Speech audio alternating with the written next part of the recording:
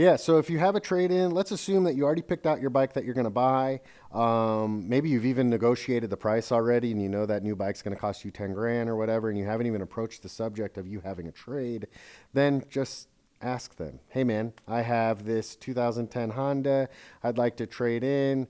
What can you do on it? They're probably going to want to see it, to inspect it and to make sure that it's not needing a ton of repairs or anything like that. But they should be able to give you a value after that, and then you can kind of determine whether or not you want to do it. If it's a good value, how do you determine that? So you look on, NADA motorcycle guides, and that'll give you kind of a retail value. NADA is the one guide that most motorcycle dealerships base their values off of, whether or not it's the value that they're selling a bike for, or it's the dollar amount they're willing to take your bike in on trade. So that's a good place to start.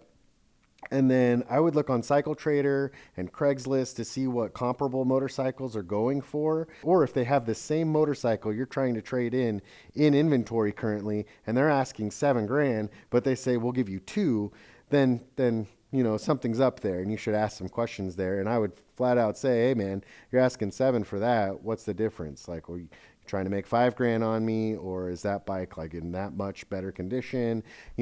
When it comes to value, you can do some research there online to see if that value that they're giving you in on trade is worth it or not. If you only think you can get $1,000 more for what they're willing to give you in trade, is that worth it to spend the time to service your bike, list it, field phone calls and emails, have people come to your house, beat you up on price?